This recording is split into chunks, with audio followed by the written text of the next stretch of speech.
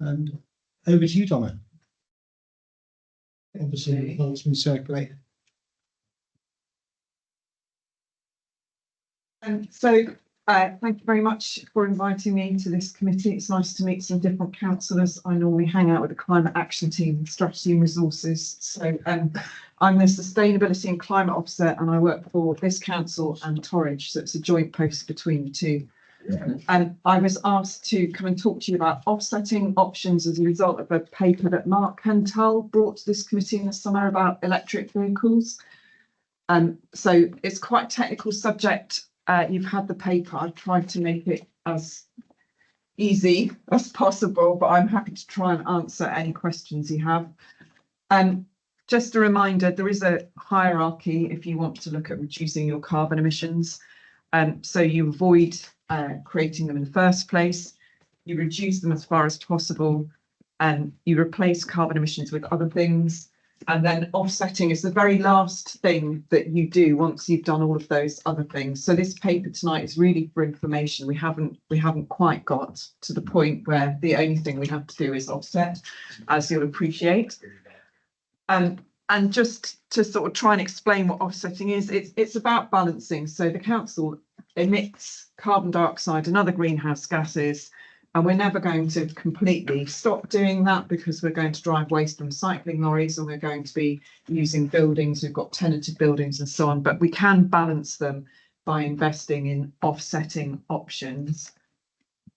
And then in the paper, I used an Environment Agency report that came out a couple of years ago that looked at 17 different offsetting mechanisms and rated them for different sort of suitability. So how much it costs, how effective they were, how effective they could be nationally, and how ready they were to implement, how quickly you'd see carbon reductions once you invested in that measure, and how long the carbon reductions last, and then confidence in the science.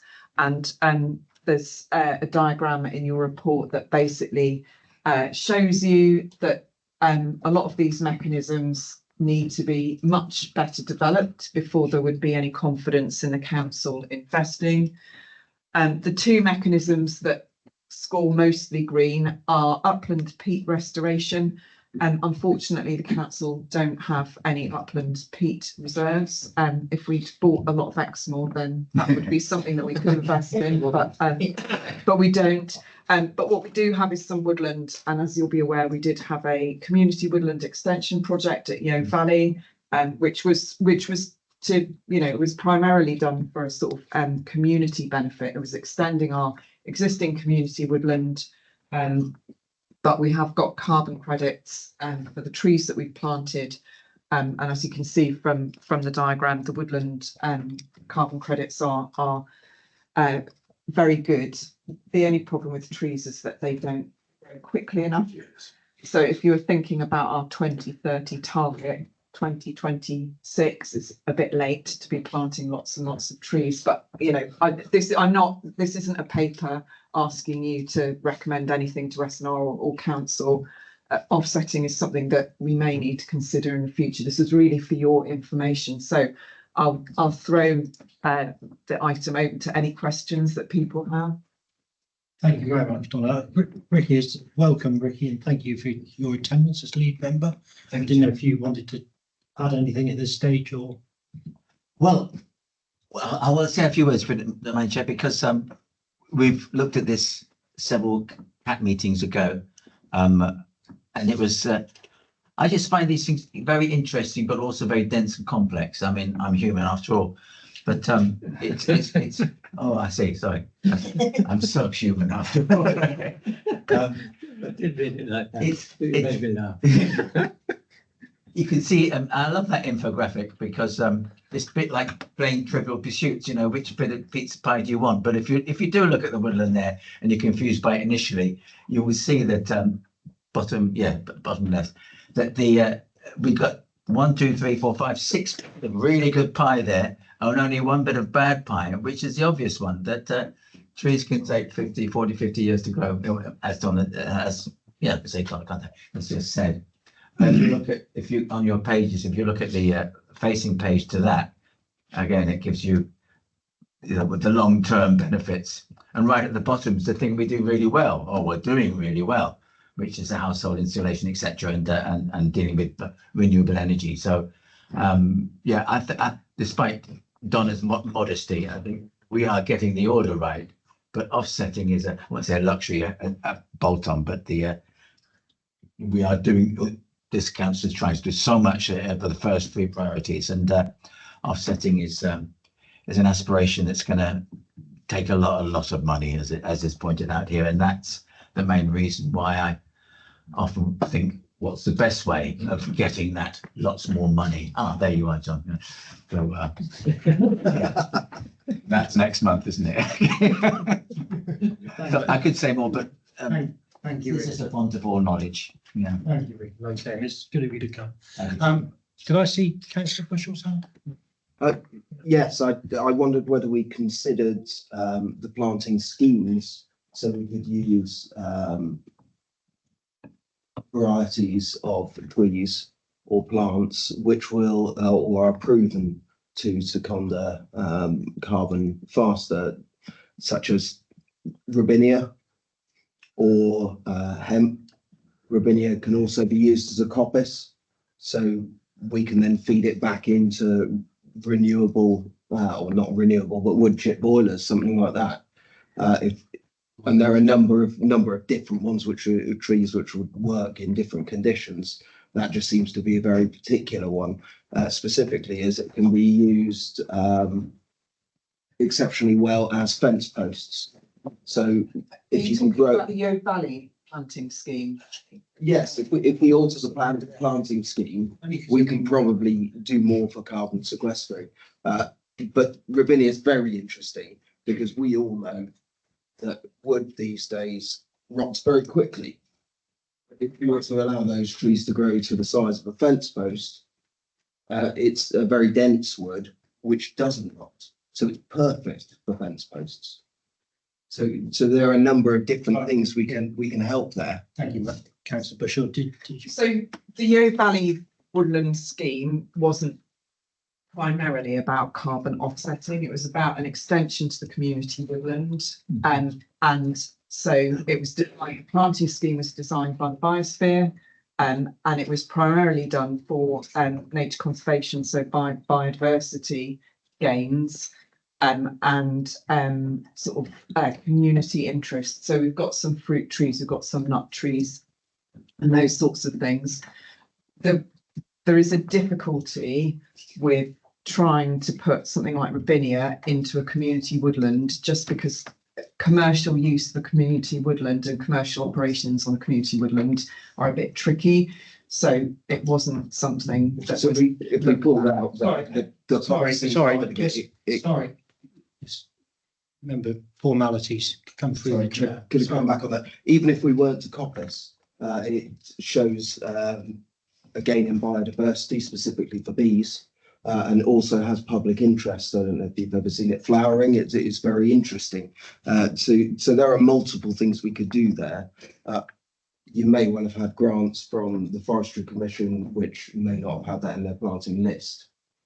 it was the whole scheme was funded by the Forestry Commission, I think, or the Woodland Trust. I can't remember off the top of my head. I'll have to check with Andrew Moulton exactly who we got the money from. But the whole scheme was funded by them. But it was done primarily for biodiversity. And whilst Robinia is not bad for biodiversity, there are other trees that were better and more suited to that particular situation. So we had to take expert advice from ecologists and on tree planting. So we went with what we were told. But I've got to admit, the scheme was not designed specifically around carbon offsetting. It was designed around other priorities for the council. Thank you. Okay. Any further? Sorry, Councillor Bullen. Thank you. Thank you. Donna, can I just ask you, looking on here, I mean, I know we don't own any of this, but I don't know whether you're aware, there's a huge amount of, we've got the digester in South Malton, a huge amount of arable of land in North Devon is been put aside for growing maize in particular to feed the digester. Are there any pie charts available for that, you know? Because that's been becoming a really increasing agricultural process now. No, because I don't think the digestion process is necessarily about carbon offsetting. It's about producing renewable. Yes. It's about renewable source. So no, it wasn't included in this Environment Agency study, I'm afraid. I think I'm off piste as well in that I'm interested in, obviously we get lots of planning applications and biodiversity net gains. Who checks it ever? The developers gone away and delivered, you know, like when we chop a tree down somewhere and going to quite typically put two up in its place. Whoever keeps check of these things. It will be checked by the planning team. Biodiversity team. So obviously the officers will check in terms of what the requirements were, and there will be post checks done once implementation is taking place. I understand that BMG has monitored for 30 years. Thanks to Bushel. Please remember to put your hand up and wait. I thought you were looking at me and put my hand up. And Yeah, well, my eyes are going to be somewhat, but yeah, put your hand up. BMG is officially monitored for the next 30 years after it's made its commitment. And as a council, we have to do BNG returns. So there's statutory returns that we have to now do. So That's good. I'm pleased to hear that because you often, you know, it's an easy thing to, you know, quite often these things get shoved on. You think, well, you know, it does anything for us. So it's good to know. Thank you. Councillor James. I was just. Thank you, Chair. I'll join my colleagues and go off piste slightly too, but hopefully not too much. Which is because we did that big list of all of these resources, but we think because they're not directly related, because we don't have them, we don't own them, we can't have an impact on them. But I know, for example, there's a huge amount of upland peat on the board, and obviously through other organised, and also we've got saltwater, what did I see? Seagrass. We've got seagrass in our area. We've got lots of this amazing stuff, but are we engaging with? We are engaging with other organisations, aren't we? Which are supporting all of this as well. So through the work we're doing and through support, like through the biosphere and other organisations, we're having an impact anyway on those areas. Is that right? Yes, so we do work with Biosphere. They are looking at floodplain restoration, and I think that will be something that we'll look at through the new local plan, because obviously with sea level rise, those coastal habitats are going to be squeezed. So there's a project looking at what we can do to try and retain some of the percentage of those sorts of marginal coastal habitats. And there are upland peat restoration projects in Exeter and Dartmoor. But I think, you know, if we wanted to claim carbon credits for some of those schemes, we would have to buy them in rather than do them ourselves. So it wouldn't be like the woodland planting where it's on our land and we've done it ourselves as a scheme. It would be something that we would pay somebody else to do for us. I think I included potential costs in the paper that at the moment the cost of a ton of carbon as an offset is well, it varies quite considerably. But you know, it's at least £25 up to something like nearly 100, and I think I put some of the projections in. So they can potentially spending quite a lot of money just to claim a carbon offset. But yes, you're absolutely right. We could spend that money if we wanted to. Sarah. Councillor Wilson, sorry. I wanted to ask about household, about insulation, because I'm assuming that all these offsets are things that in theory the council could do while they're there. But I guess I just wanted to know a bit more about would that in theory be in properties that the council's developing itself, or would it be in buildings that it owns? Okay, so So this diagram wasn't necessarily saying these are mechanisms that the council could or should do. I was asked just to cover carbon offsetting, and the best report that I'm aware of that covers the multitude of mechanisms is this Environment Agency report, which is why I've included it. Okay. Actually, household insulation is of interest because we are already working with 361 and community energy and the Devon community energy groups to retrofit sort of poor quality accommodation. So if we wanted to put some more money into insulation, that is something we could do. But as you can see from the little pie chart, it's quite difficult to then attribute, when you've spent, say, I don't know, £1,000 on insulation, how much carbon saving are you getting from that? So when you look at the little pie chart, the sort of the cost is quite high for the amount of carbon you get back, and the mechanisms aren't great. So a lot of most of these mechanisms need to be more developed before we could, really throw lots and lots of money at them. I don't know, John, do you want to come in there? Just to come back on Councillor Wilson's point, if that's okay. Yes. Just to say, obviously, we have schemes through the council around grant funding for home insulation through sort of Eco4, etc. So there's specific section on our website around sort of the home insulation and grants that the public can apply for as well. So it's worth having a look on there. If members want an update on that, we can bring a housing officer along to outline what benefits those schemes have. That's a use. Good idea. You got another quick comment? It's just to add that I was just what you're saying, we're talking just about carbon offsetting, but I think something like insulation, particularly in, we've got so many older houses, if it's got an immediate benefit to the person as well, it can't show up in this one, obviously in the EA pie chart, but to me it seems like it's got so many other benefits as well as being biodiversity net gain, even though it might not be the best one. Thank you. Councillor Bishop. Thank you. I've just noticed this retrofit credits, which is something that Councillor Wilson's already mentioned.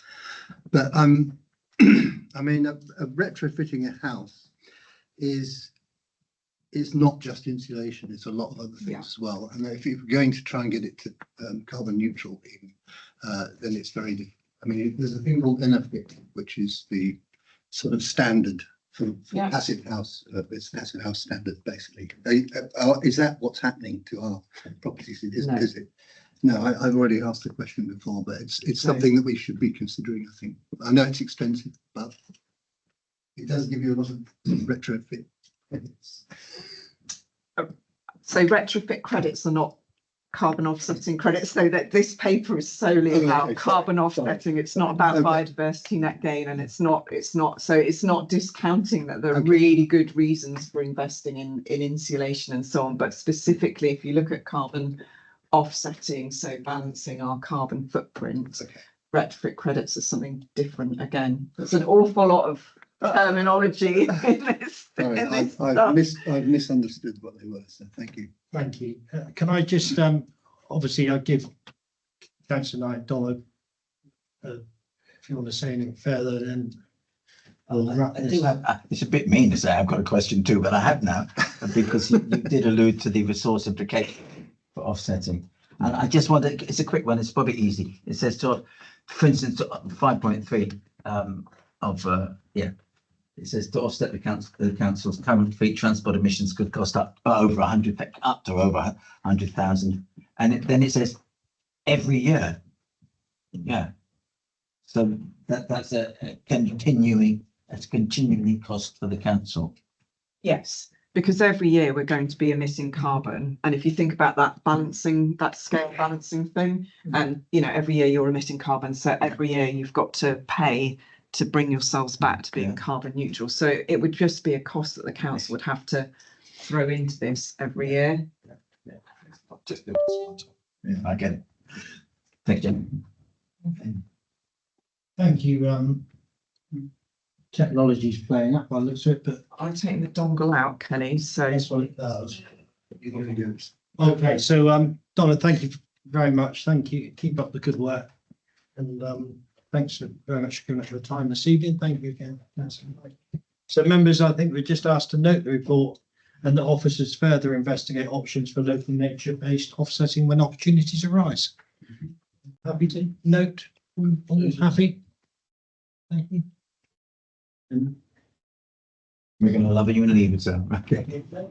Welcome to stay, but I take it. then I'd be welcome to.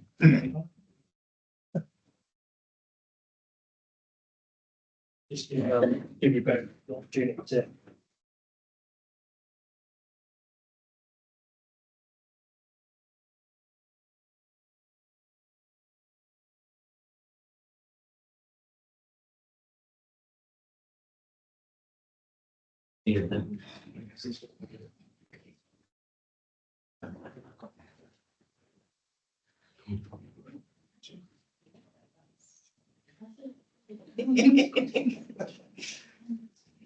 Okay.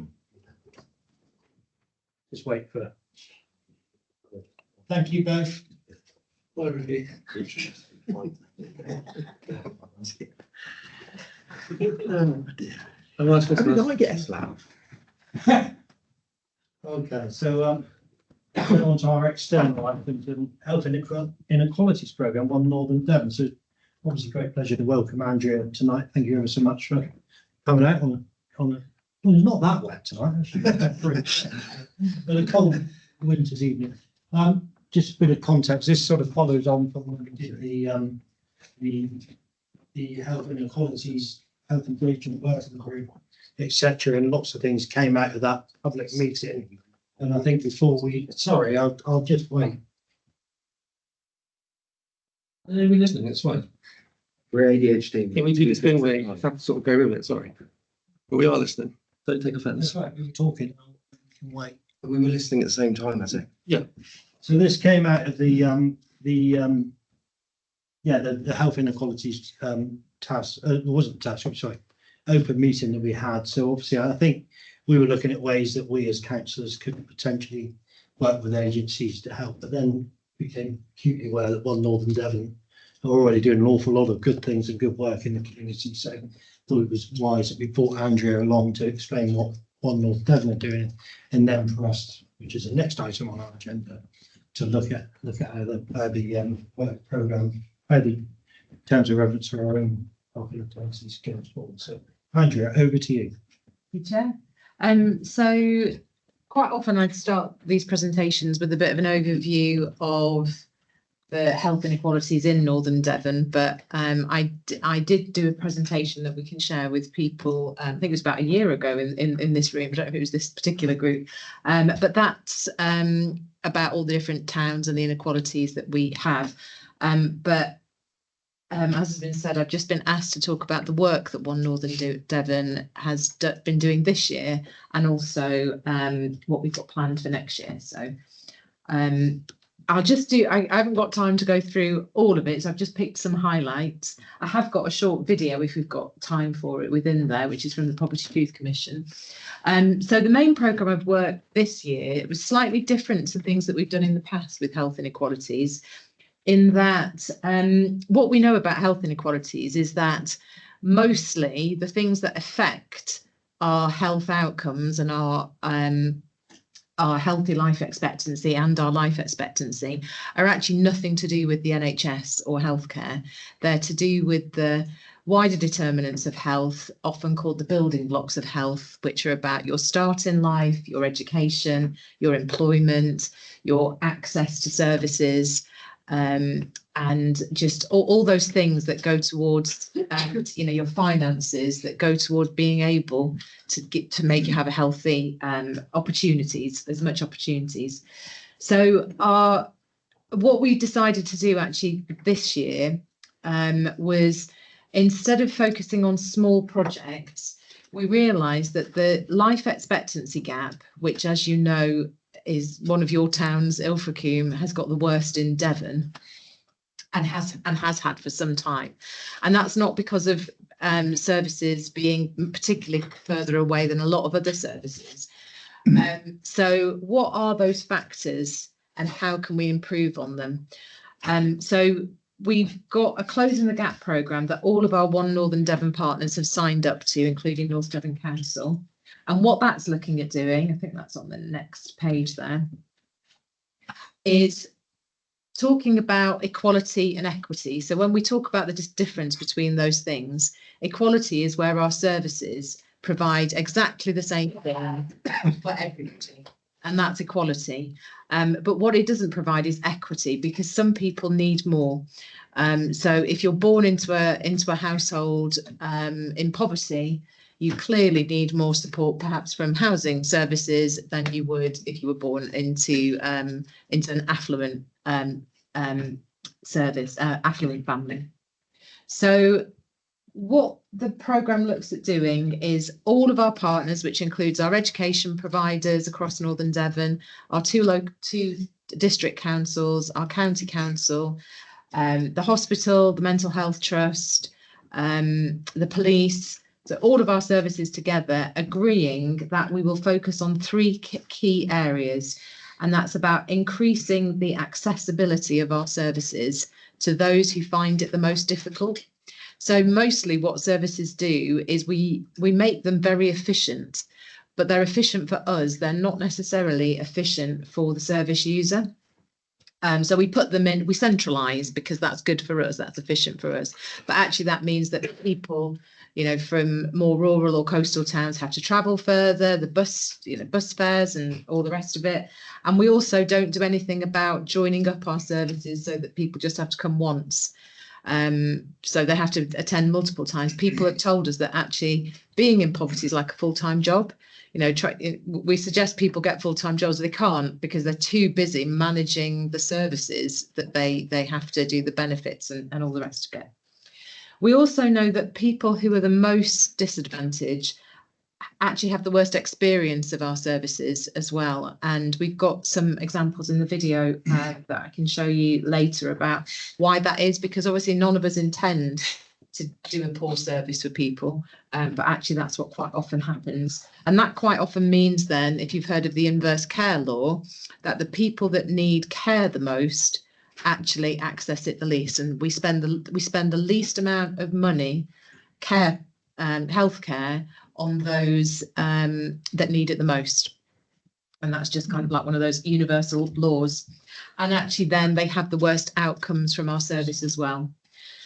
So our programme of work is for each organisation to look inward at themselves and say, right, who are our 20% most deprived people in our population? They look at who those people are, and they look at what is their current access to our services in comparison to the general population, what's their experience, how do we improve those things, and those things on their own should improve the outcomes. So it's a very much a joint One Northern Devon, everyone working together, but working together internally in their own organisation. And the reason for that is that when we talk about 20% of the most deprived, we're talking about the indices of multiple deprivation. And people quite often get confused when we talk about deprived. They think it's just all about finance. But actually the 7 domains of deprivation in the index of multiple deprivation, only one of those is income. So 22% of that deprivation index is about your income. The same amount is about your employment. Then you've got education and health, you've got crime, you've got barriers to housing and services, and you've got living environment. So for people to be in the lowest decile for those indices means that all of our services are actually not performing as well as we should for those individuals. So it's not just about one thing or another or income.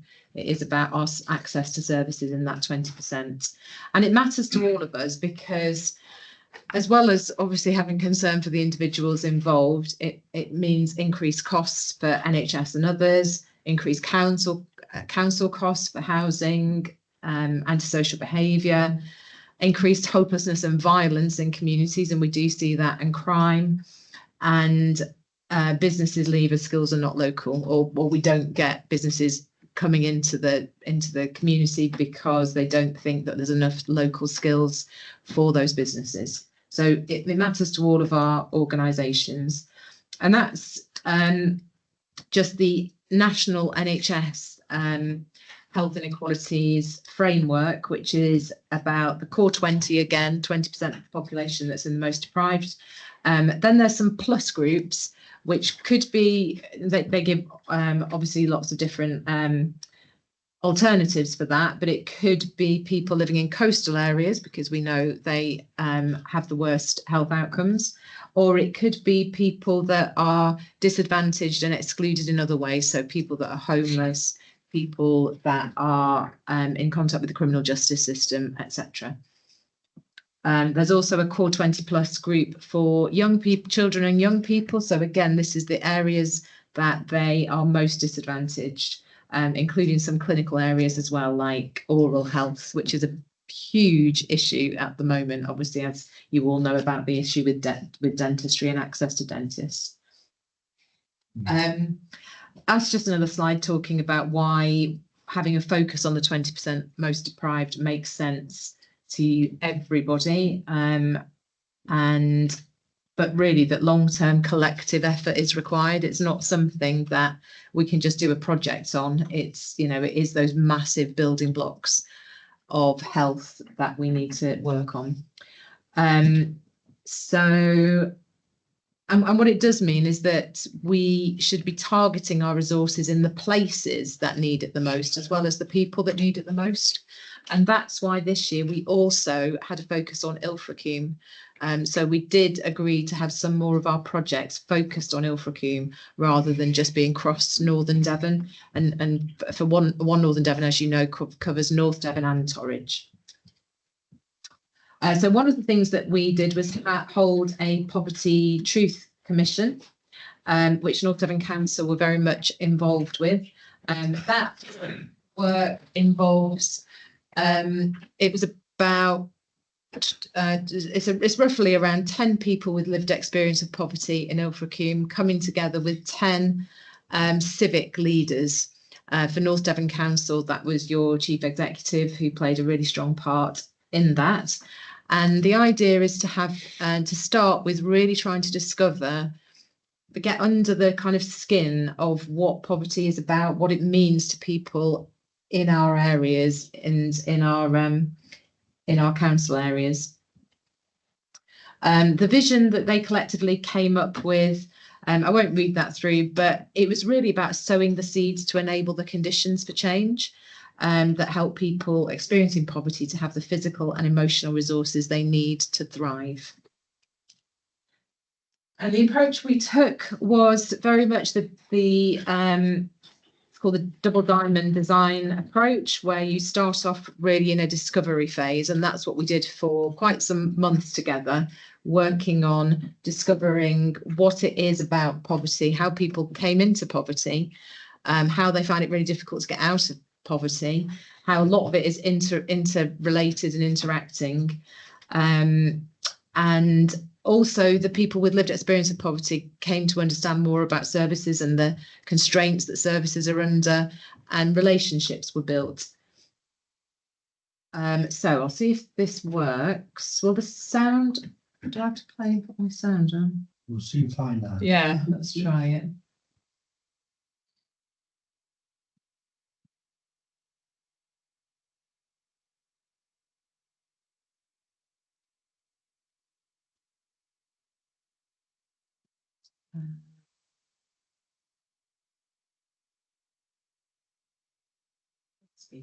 Let's try it.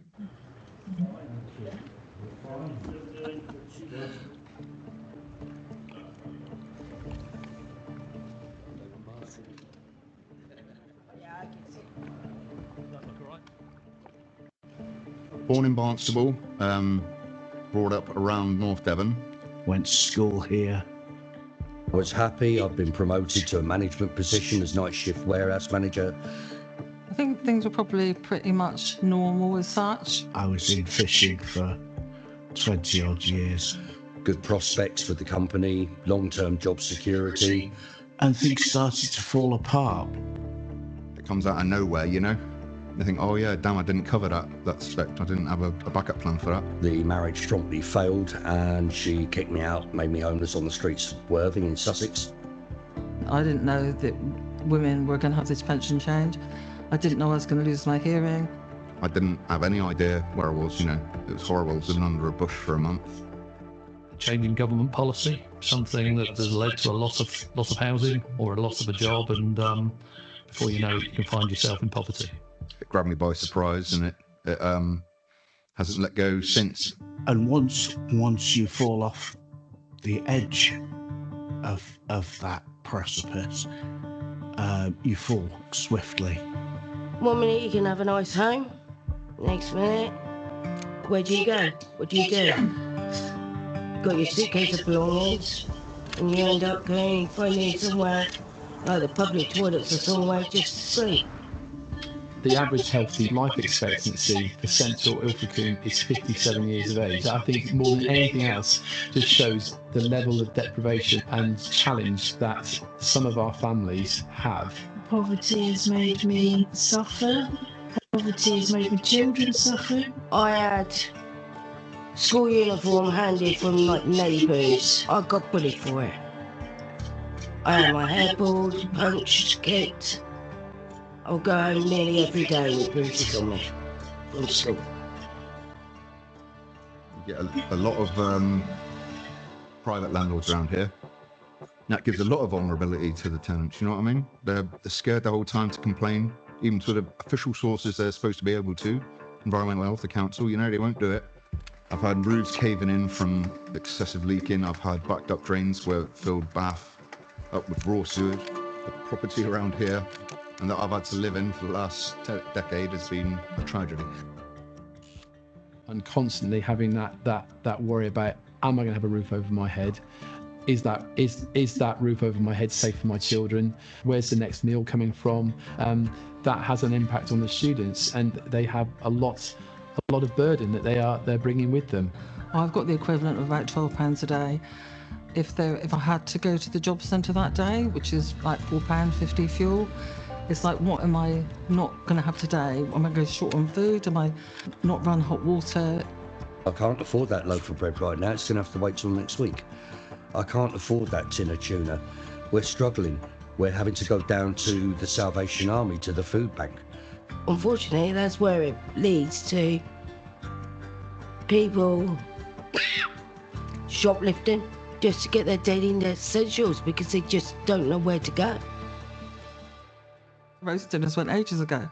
It's a small thing, but just like a roast dinner together is it's what you think of a family doing, isn't it? We've had some pretty shocking Christmases where, you know, why did Father Christmas bring me a broken PlayStation?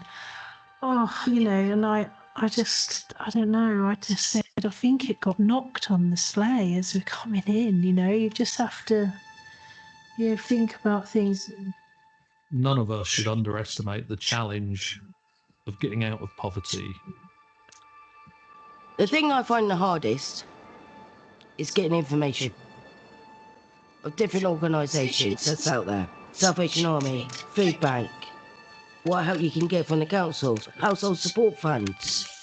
So you might only skim the surface on it a bit and not understand there's more if nobody says to you and you haven't asked. No, there seems to be quite a lot of red tape to get through with the certain forms that you fill in and get all the right information. I feel that North Devon is unusually isolated. It's almost like living on an island.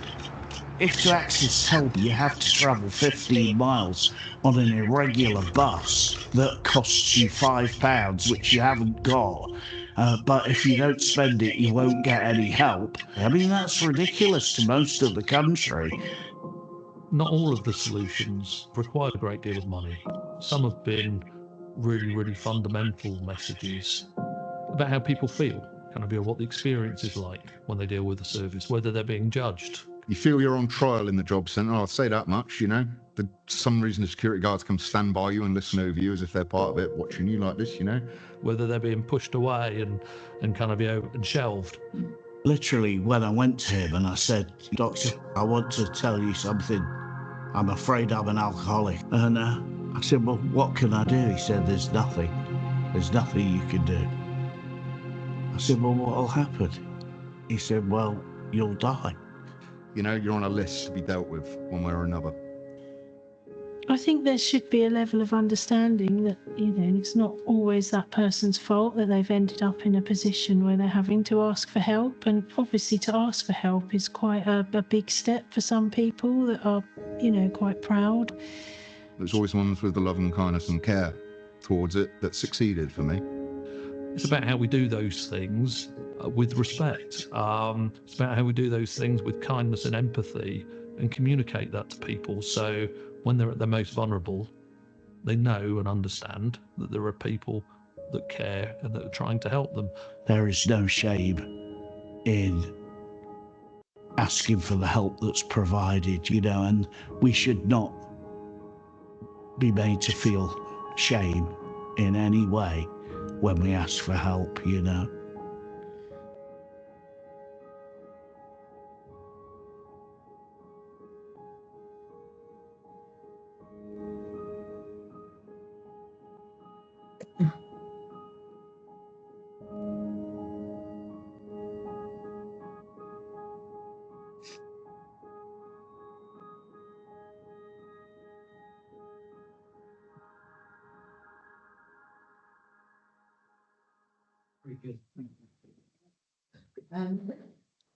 So I wanted to play that because obviously we can talk all the time about statistics and what works and what doesn't, but until you hear directly from the individuals involved, and that's what has been so great about the am I in the right one here? Yeah.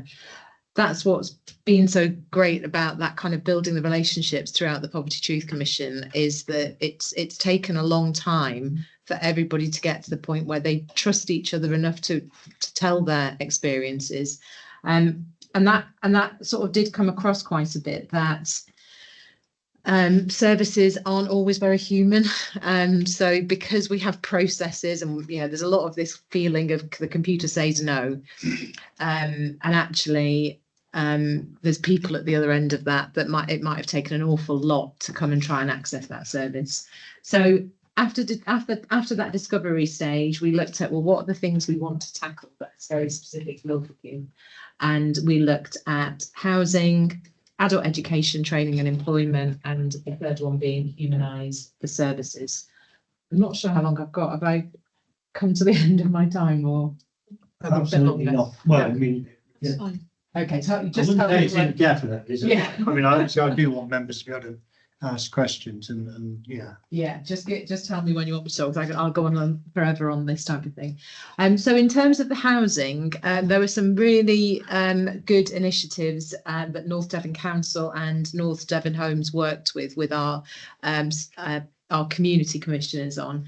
So one was the Healthy Homes Initiative, which you'll all be aware of, in terms of the purchasing of the dilapidated properties in Ilfracombe and restoring them into social housing. So our community commissioners spent a long time working with the architect on the specification for those, which was absolutely brilliant. They really appreciated it. And I think the hope is that if this is successful, that kind of work will continue with that co-design element. And the other element of it was the landlord's charter. So again, that's not, it's very much about, we saw some of the conditions that the people, have been living in Ilfracombe. Those photographs are actual photographs that our commissioners took. And they, so, obviously that needs addressing. The amount of private landlords that we've got in Ilfracombe is way over the average, and very small percentage of social housing. But if that could be improved, so the landlord's charter is about the standards we expect from landlords, but it's also the standards we expect from the tenants as well. So, it's hopefully going to be a carrot and stick element to that.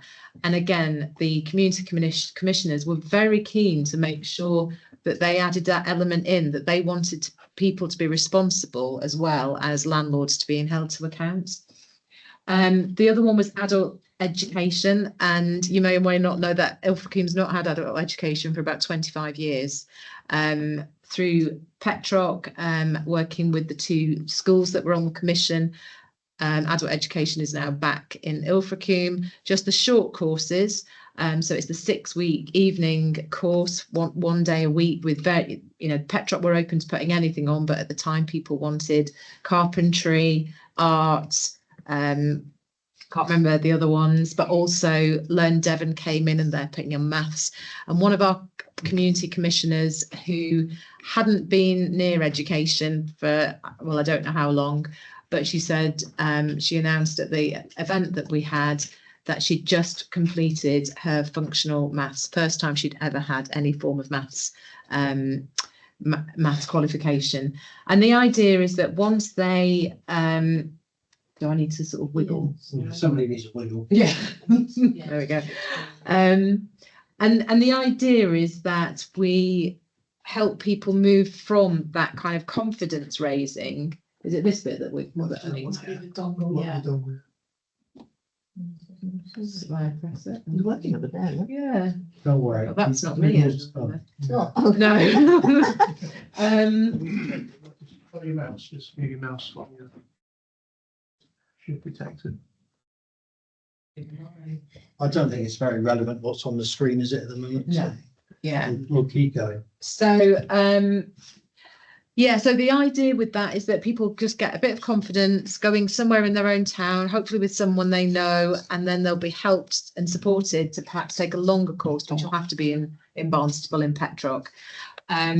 But in those circumstances, again, it's back to the Closing the Gap programme.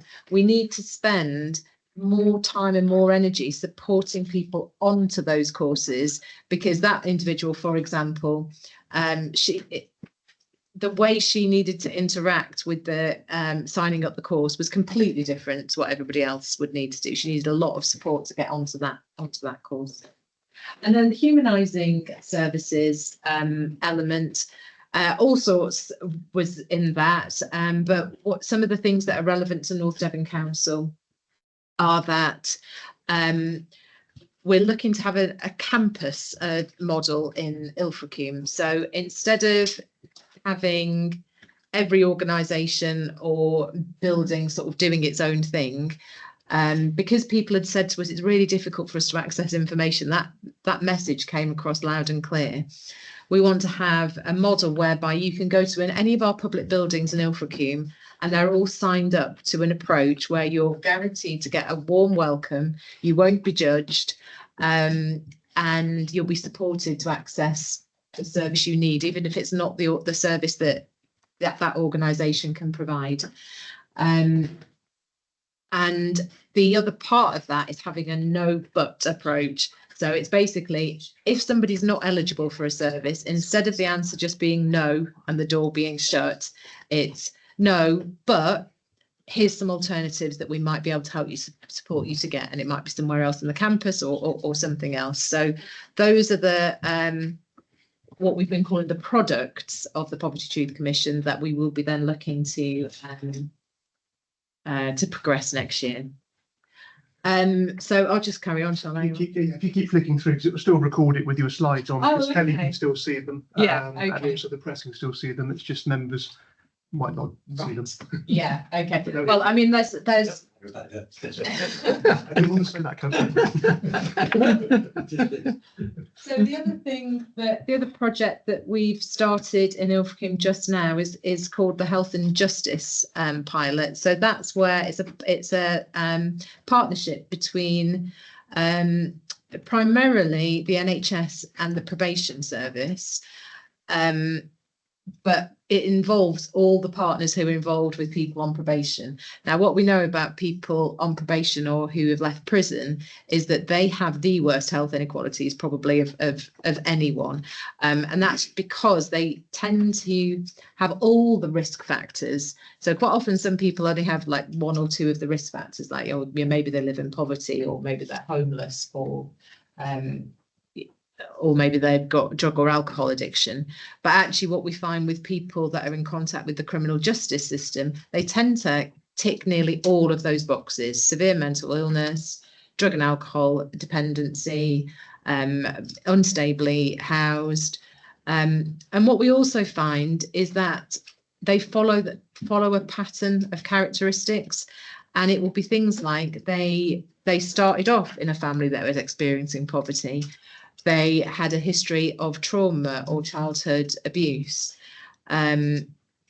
They got in with the wrong crowd. There's a whole set of characteristics that when we asked people like GPs and drug and alcohol workers, they all said, look, these people follow the same pattern. Why aren't we intervening sooner? We got everybody together that works with people, including North Devon Council housing officers. And the pattern again was very clear of what was being said, which was, we're actually setting people up to fail. So if people are coming out of prison or they're just on probation and doing community orders, and we haven't got a home for them, or we haven't got mental health support for them because they're sitting on a waiting list for both of those things, how do we think they're going to keep out of trouble? We do not prioritize making sure that they've got the things they need. They call them criminogenic needs, I found out, but that is around housing and mental health support, etc. So this pilot is all about, it's just until March, but it's all about how can we join up our services better to make sure that even if people are on a waiting list, at least we have provided some more coordinated support than we normally give.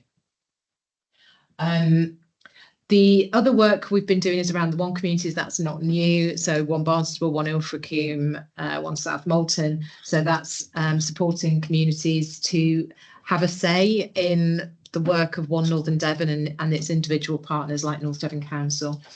And then our high flow and community flow work is, again, it's about supporting people that are either coming out of hospital or regularly attend our A&E department and saying, what support do you need to help you manage? You're obviously not having a good time at the moment. You're not managing well. How can we support you with those wider determinants?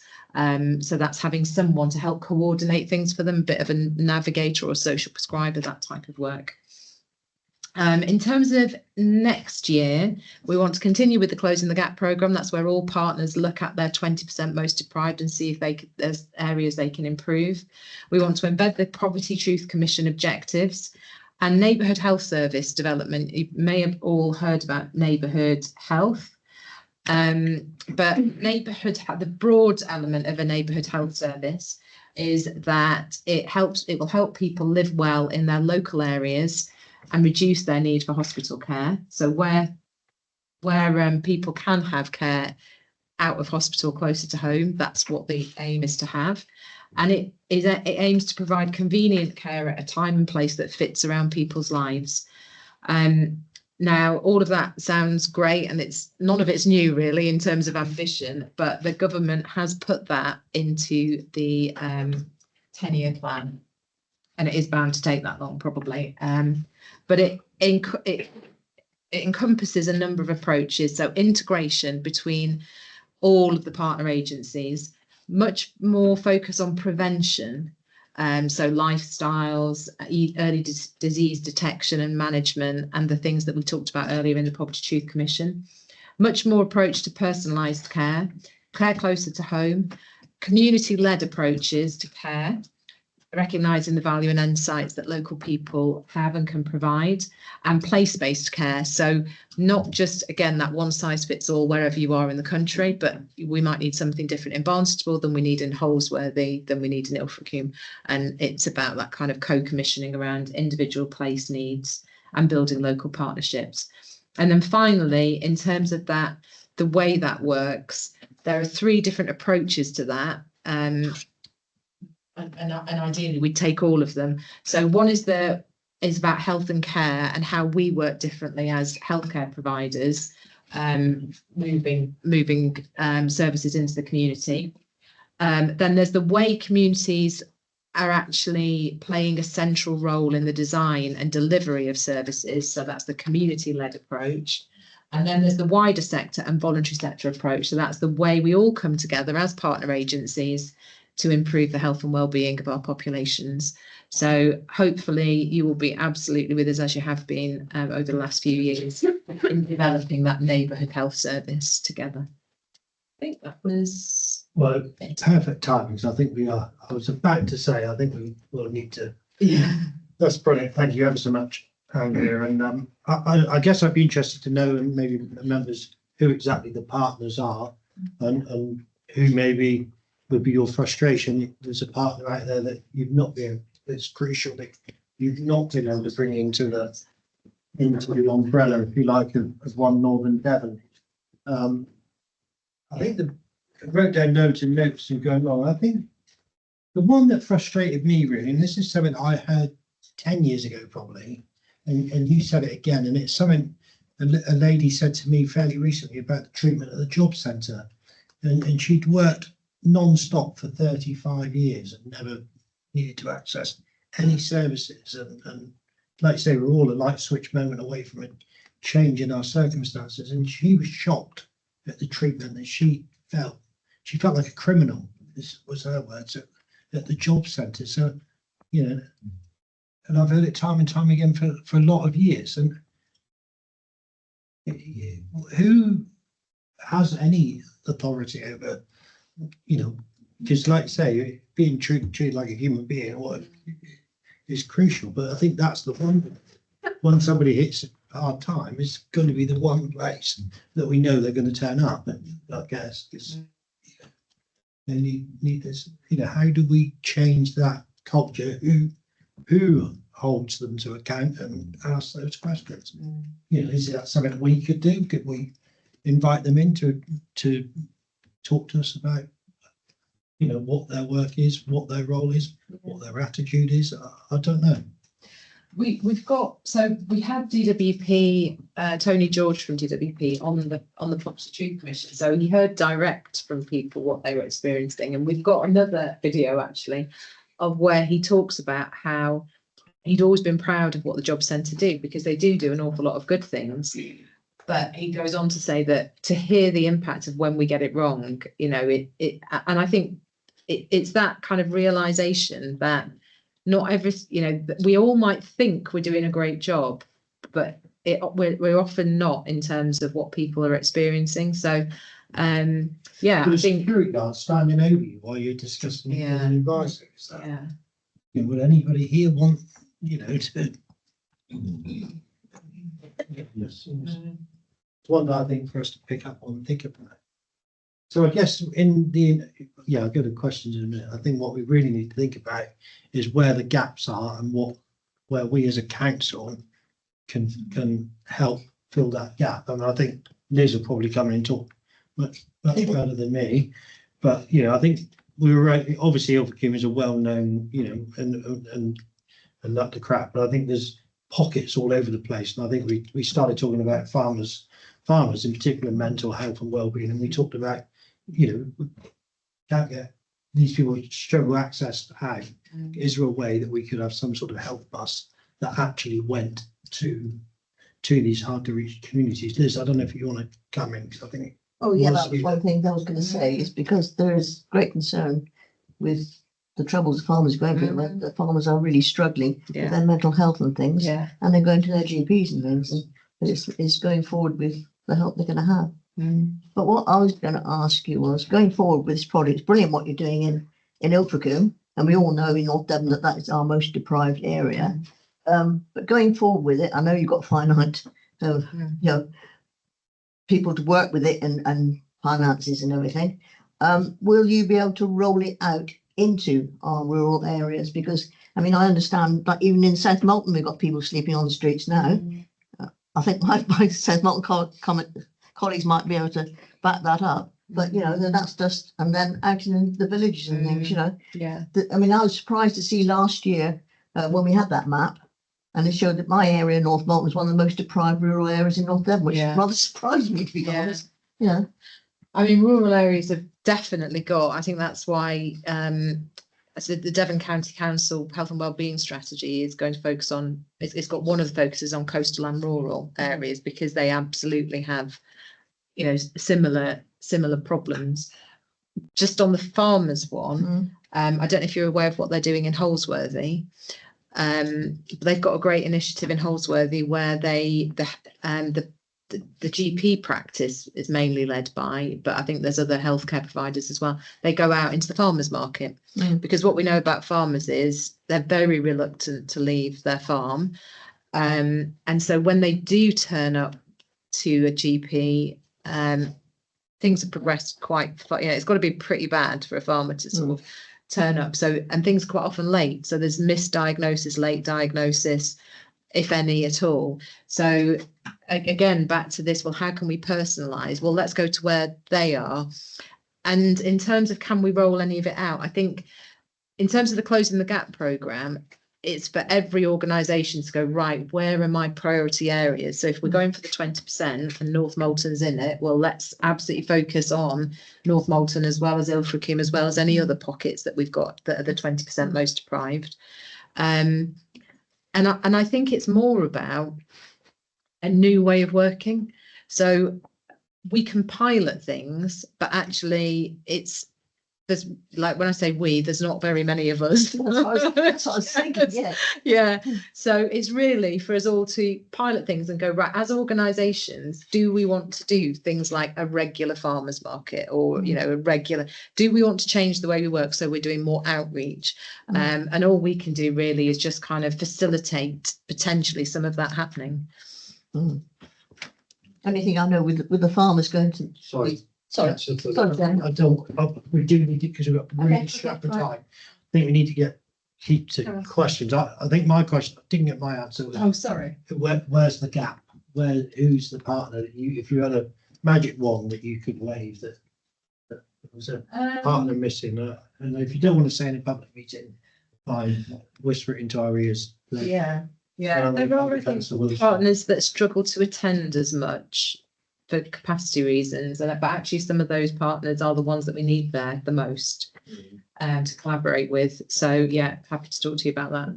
Useful. Thank you. We want to Councillor Wilson, then mine up since Liz put hers up. Well, I'm going to go to Councillor Wilson, Councillor sorry, Danny. There's Turton and then Councillor Bushell. Thank you. Yeah, sorry. I didn't put my hand up. Maybe it was mine that you. Councillor Jones said that Councillor Wilson wanted it. So Councillor Turton, then Councillor sorry. Always like that. You did say Sarah to me. Yeah, I mean we've worked together for a long time on this, and it's brilliant what you're doing. But I wondered if there was any thoughts on looking at success stories for people who've been in poverty or been in bad situations or been at the bottom or been in prison and drugs and have turned their lives around, because there's a hell of a lot of people who have done it. And I think maybe that might give the people who are struggling a bit of encouragement or I wondered whether there was a video like that, instead of looking at the negative, saying we're in poverty, we need help. Is there people who can say, I was in poverty, I was a drug addict, now I'm not, and this is how I did it? Because one of the things I've seen and I've experienced myself is it's okay there being help, but until you decide to go and get the help or to kind of take control of your own life, you can't turn it around. You can't sit there forever thinking everybody needs to help me, everybody needs to help me. And until you change that mindset, you're going to be doing these types of things forever. It's not somebody needs to help me, it's I need someone to help me help myself, is what it should be. And I guess from that they would have more confidence, because it's trust, isn't it, a lot of the time. But if you have people who turn it around doing videos saying goodbye, it might encourage the people who are struggling to say, actually, that sounds like I am now, and perhaps I can go and, you know, obviously they need help along the way, and you know, I think it'd be more positive. I think that got that point, and I think it's a really good one. Certainly, we can look at what's available nationally around those, and then perhaps add those into the kind of suite of options that we've got. That would encourage people to use the systems that you're setting up, the partnerships you're setting up. Yeah, a bit more positive. That there's a way out of it. Yeah. I don't know. Thank you. Councillor Bushell. John, do you want to relate to that? Just to come back on that point, really, I think, I mean, obviously we've got some videos of the Freedom Centre, Success the Freedom Centre, and so there's some positive stories about people who've gone through and accessed that multi-agency service. So there are some real positive stories of people who have then come into got the benefits of the service and then moved their lives on. So I think something like that could possibly be moved into I mean, I know lots of tell some of those journeys. were at the bottom and now they're doing like reasonably well, but I think No, it's really good point, 'cause I think, like I say, I mean, we could go and tell people what they. it's just I've been involved for 10 years and it's always very doom and gloom, and Yeah. it would be nice if it was more of seeing a way out of it kind of thing. Councillor Bushell. Yes, I wanted to tackle on a case study for the education. Personally, I don't earn a great deal of money. I remember when I first became a councillor, the only thing I had to do electronic communication was a phone. But I had some level of determination to get a further education, so I went to the Open University.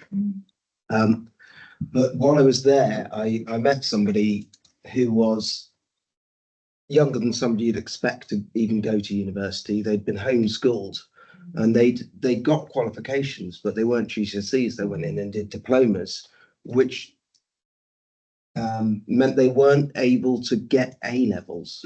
So they jumped the entire section of getting, I don't know what we call A levels, the upper education, to degree level.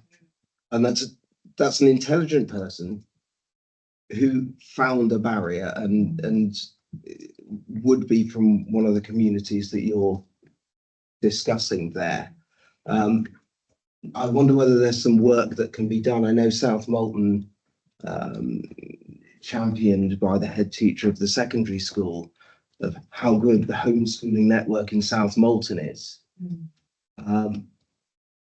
I don't think that's a boast, but if we're having more and more people who are homeschooled for whatever reason, I think if they want to step back into education, because secondary education isn't for all, we no longer have the grammar school. Question, Matt, if you would.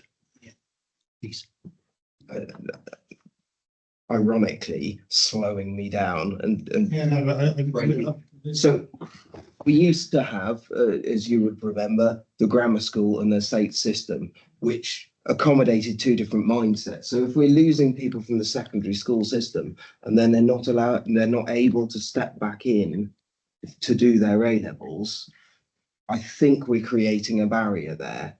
Maybe there can be some work to make sure that people can get in, because a 6-week carpentry course isn't necessarily going to help somebody who's 16 who wants to go in and do A levels or whatever else. Could we just check that things haven't changed over the last 5 years and that a homeschooled individual can still step back into education at a point where it's suitable for the mind which they have? I think that's probably what that discussion could take place at North Devon Futures Education Forum, because they'd be the people that have the expertise to answer. But are they not a part of your? Are they not a part of it? Because I think what Councillor Bushel's saying is, what part does the education people play in the One North Devon vision? Yeah. We're moving those in. So in One Northern Devon, the way we've now organised it, because we've got North Devon Futures, is one. So I'll take it as one Northern Devon and Northern Devon Futures have come together with a shared strategy, and it's got 5 elements. One of which is children and education, which North Devon Futures manage. One of which is health and wellbeing, which is One Northern Devon. One of which is the One Communities, which is One Northern Devon. And then you've got climate, which is Northern Devon Futures, and economy and skills and housing, and those others are North Devon Futures. So it's just the way we've kind of divided up the work, that we have absolutely got Petrock on One Northern Devon, but if you go to North Devon Futures subgroup, you've got all the education providers. I think it's a good point. Councillor Jones, I think next. Apologies if I missed him. Yeah, I just want to come back just briefly on what Councillor Tatton brought up, which I can't speak for everyone in the room, but I'm sure there is a lot of privilege in this room. And I was shocked when I was supporting a resident of my community, who, like, he wasn't a resident, they had a local connection to a resident of my community, ended up in temporary accommodation in Ilfracombe. And I took it upon myself to really try and support that individual. And I was banging my head against the wall. I can make most things happen, but it is tough. And I think staying positive is really important, having those messages. But God, the system is hard. This person has no money. They've got to get buses to other parts of the country. They might have their own head injuries or illnesses, which make everything impossible. The accommodation they're in is appalling and not things that most of us would accept. We cannot imagine the challenges and suffering. And I think it's really important for us to be honest. My experience of trying to help these people is, God, it's a very, very, very difficult, awful situation to be in. There's a lot of organisations trying to do the right thing. So just to my question, you'll know that we're setting up a group to look particularly at health inequality. I think you might have had a chance to see the terms of reference for that. And it's just, we're going to have a discussion about that later. So just, is there a couple points that you would advise that we should be focusing on? What should we be doing? What's your recommendations to us? Thank you.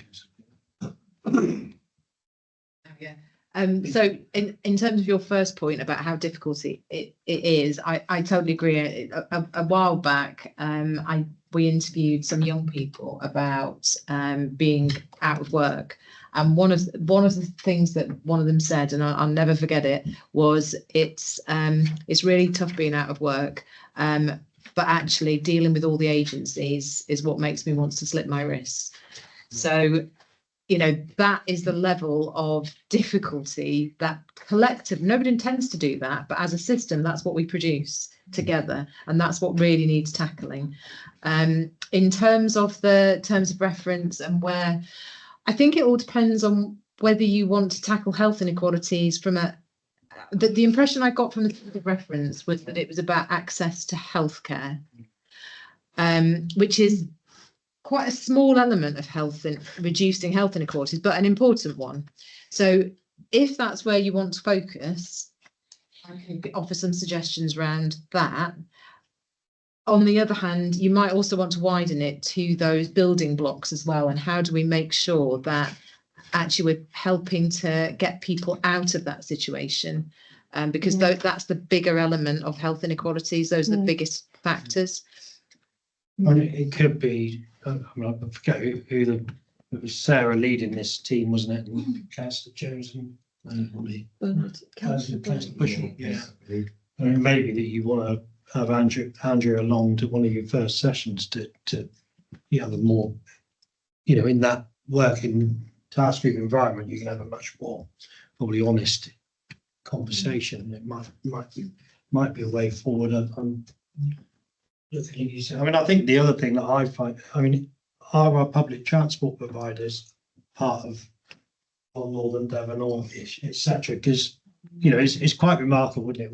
We could have a millionaire pensioner that gets free public transport. Yeah, I mean, a classic family of mine in Bickington, you know, had a summer job at Braunton. Well, the bus company changed the way they used to have a single bus through to Ilfracombe, and then it changed it stopped at Barnsley and had to get another bus. So it went immediately from £3 to get to work to £6 because they were getting two buses and then home. That's £12. And then, you know, for 2 hours, well, an hour of their pay was gone in getting there and back. It's like, so it's just incredible. Yeah. If I just add, it's probably we're talking about terms of reference, aren't we, right? But I suppose there's always this dilemma as to how broad you should take it. And should we do something narrower because it's more deliverable and do it in the time that we've got? But you know, I want to do what's most effective. If it is more effective and relevant to be broader, then let's do that. But I think we're coming at it from a more focused about what can Northern get done. It was about how we can get out to people rather than expecting people to get to. But does that sound? Well, yeah. I mean, there's obviously one of the ways that one of the approaches to so if we take things like access to cancer screening and things like that we know again people that need it the most don't access it. Actually, if there were ways that when your council housing officers or your benefits advisors or whoever are able to build that kind of, have you heard of the making every contact count approach? And it's where all organisations just do a very brief intervention of, have you had this particular screening? Did you know you can get it here? Here's the details. This is why it's important. And if we all did something that, and even better then, joined forces at outreach support services and things like that, so that we bring well-being together into one, because people don't tend to turn up for the one thing. Oh, I'll come for a cancer screening or a blood pressure test, but they might turn up for a well-being event where you could speak to a housing officer, you could speak to a benefits advisor, you could speak to someone about mental health, and it's kind of like a one-stop shop. So that's an option that we again would love to do in cooperation, but it's one of those things that everybody needs to do it together and agree to do it together. And there's lots of opportunities like that we could work with you and say, how do we bring the council and health into partnership to drive some of this forward with the other partners as well? There's loads of opportunities. Thank you, Roger. I think, like you say, I think further conversations probably. John. Yeah, it's just on that point, really. I think it dovetails quite nicely with what we're doing at the hub in Green Lanes, because obviously we're providing council services, but we're also bringing voluntary agencies in. We're working with the NHS on things like outpatient clinics and pain clinics at the hub. So I think it's growing that in terms of trying to bring those agencies together. We have the CAB as part of our services as well. So I think if we can talk with those agencies, the CAB, the DWP, and try and get them thinking about co-designing that together, so we can not be under one umbrella, so that when customers or clients are coming in, they're not having to go to different agencies, they just see it as one place to come to. It's expensive to park in Barnstable though, isn't it? But they may not be driving in, they may be coming on the bus, and it's accessible at Green Lane. So it's to use the bus. Parking aside, it's just trying to think about. It's about accessibility. I mean, like public transport, parking, etc., etc. I think your idea of having a van which goes around is probably a really good idea and probably hits the nail on the head. I'm not going to take credit for that. I mean, I think for me, the frustration is that is public transport providers involved in this in any way? Is there any way that we can get across to government? Because it's been successive governments that, the reality is going back to young people, it's a massive barrier for somebody. You're relying on a job popping up right on your doorstep all the time. And Sarah, sorry.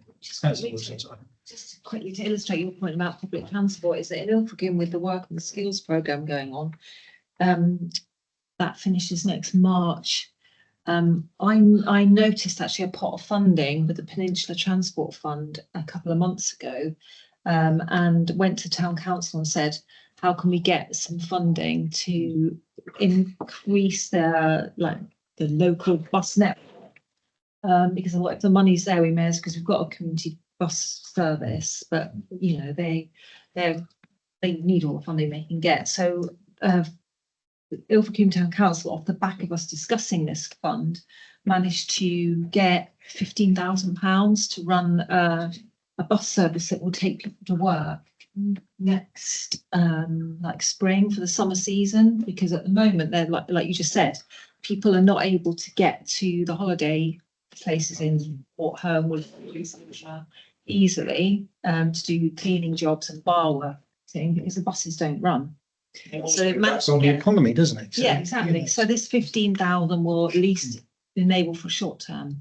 So anything like that councils can do to add to the bus services is what. Thank you. I'm going to stop this discussion here now. We could go on for hours on end, but I think it really. Andrea, thank you ever so much for coming and telling us a bit more about One North Devon, and well done for everything that you're doing. And I know your passion for it is incredible. So I think it'll be good for the working group to have a conversation with you in that working group to to, take that further. Please, if you don't mind, I'm open and we're going to speed through the next one in the next 10 minutes. Might be worth you hanging on for 10 minutes while we do the next items. Yeah. Well, no, it is the next. It's the next item. So I think as regards to this subject, I think we note the report. Thank you again.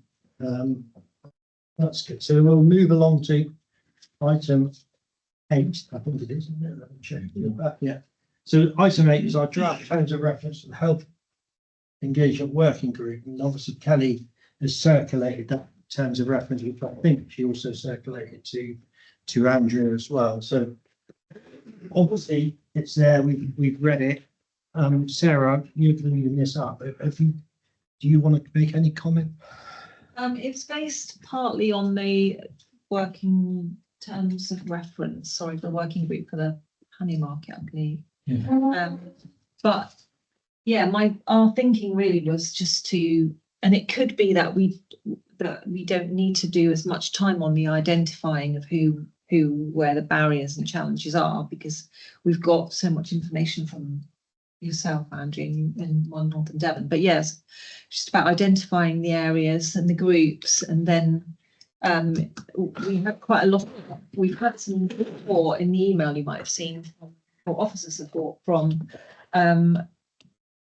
a group called Include that are already working at Freedom Centre, who would like to be external partners offering, and they actually, a couple of them attended the public meeting. GP Nigel Scantle. The lady was Scantle. Louise Scantle. So yeah, so we've identified some partners externally, and scope of the work was much more at that time, more defined around how we can actually, as a council, just take to reduce some of the barriers to people accessing healthcare that did come up in the public meeting, and it was one of those areas where we thought we could actually do something as a council. But I am quite interested in the idea that obviously with the new hub in Green Lanes becoming a model for delivering something, whether actually, I don't know whether we need to change the terms of reference, whether we can just keep them fairly broad and then decide how we're going to take it. I'd be reluctant to change the terms of reference given the amount of work that's gone into it, but your investigations might take us in a different direction, that you could come back next meeting, for instance, and say, look, we've done the initial round, and actually, I think there is a case for trying to get out to those hard to reach communities, whether that be they're hard to reach because they've got no trust in services, or they're hard to reach in that they are isolated out on the middle of Expo somewhere. I think there's two types of hard to reach, aren't there, in that respect?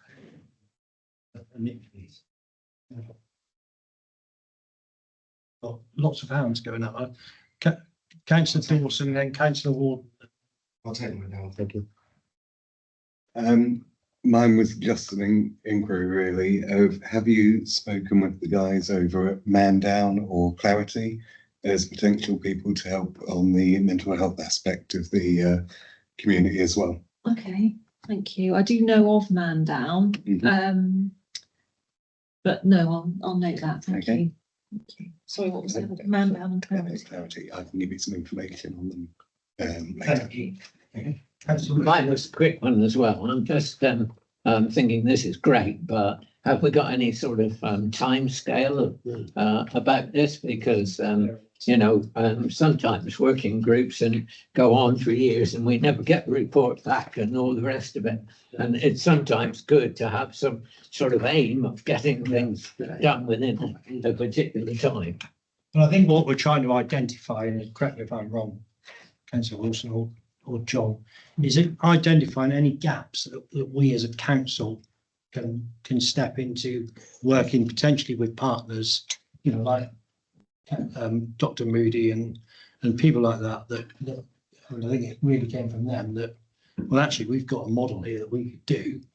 but we need a bit of support to be able to get out to other communities. And I think it's just because, like I say, Devon County, ultimately, you've got the health service and you've got Devon County Council that really are probably the lead agencies on this, but this is just finding a gap that we as a council can find to get into. And if I could just come back, what I'm concerned about is local government reorganisation, and if we aren't careful, we'll miss the opportunity. That's what I'm really talking about. I mean, it could be a good example of how we need area committees, isn't it? And whatever model comes forward, you need those area committees, you know, like One Northern Devon, that are operating with partners in local areas, because our problems, Ilfracombe's problems, are very different to Salcomb's, as we've seen. Yeah. Sorry, John. There was a hand over there. So yeah, John. Then I'm happy to. Yeah, it was just coming back on the same point David mentioned, just in that time frame. So by reading this, am I saying that you're going to have one meeting and then report back? Is that the next meeting? We were just going to decide the direction. Is it going to be the narrower one or the broader one? I think we're hoping that would be what we would do. I think we do. Yes, obviously, there's no time frame in this. That needs to be set. I mean, I think it is realistic. It's going to take you 6 months minimum, isn't it? Because, you know, there's a bit of, and again, I would suggest with Andrea, you know, a few other people to really understand where we can add value. And I think that's the point, isn't it? Where can we, as a council, add value working with other partners in this space? And it, you know, there will be something, won't there? Even if, I don't know, as simple as you mentioned leisure activities and leisure services. You know, how do we get over people being able to go to a gym or swim or something like that? There's boundless opportunities really that potentially we as a council might be able to help with. Yeah, the resource implications.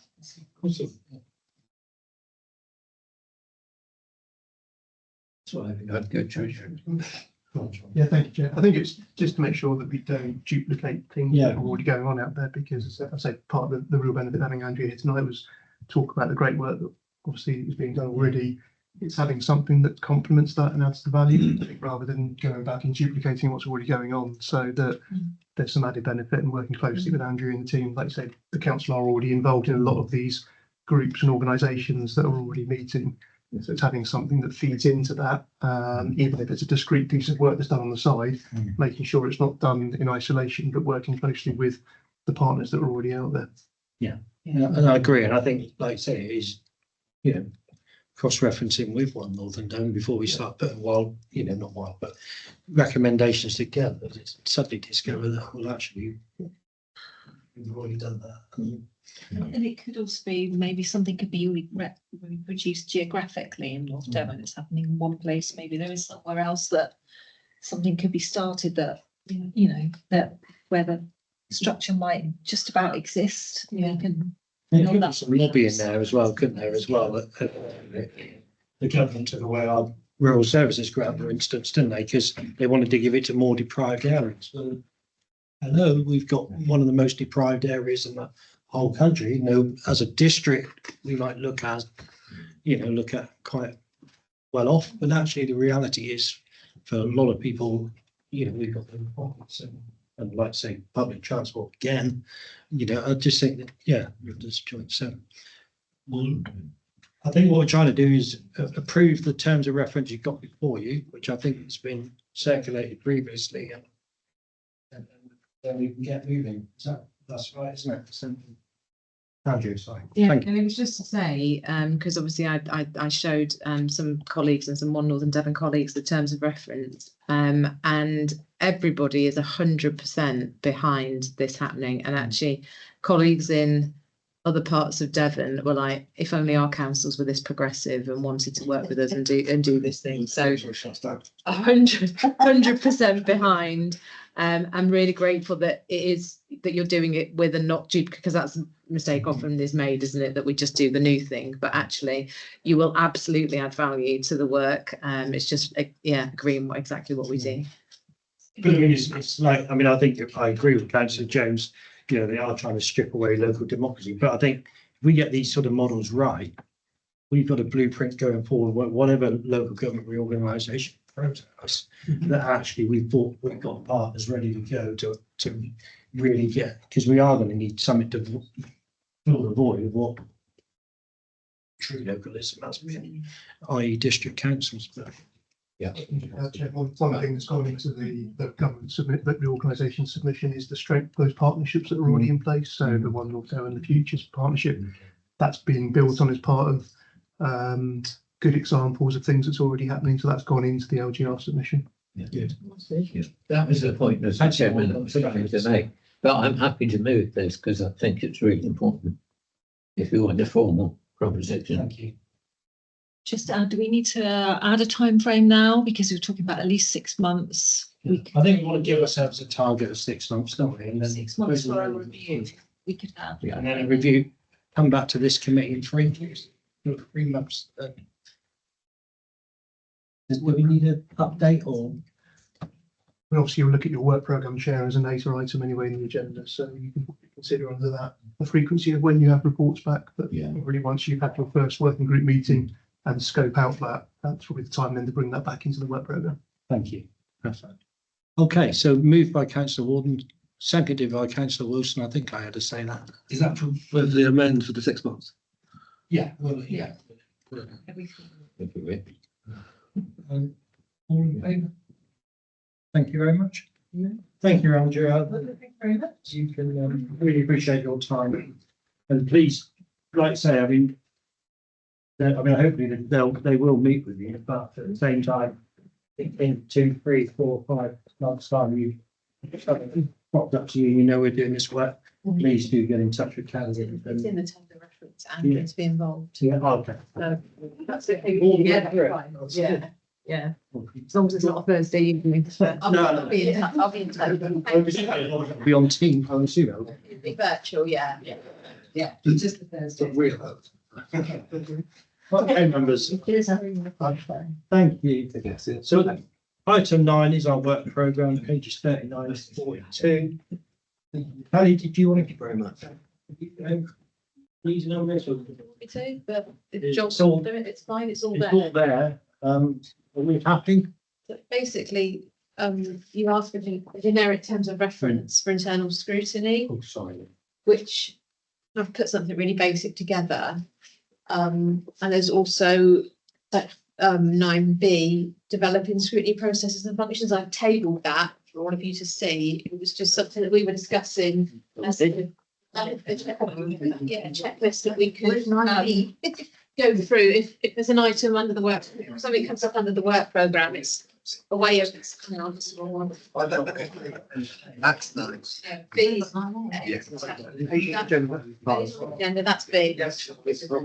Okay, let's come back to order. Thank you. Let's deal with this 9A, 9B, then 9C. So 9A is the draft generic terms of reference for internal scrutiny attached.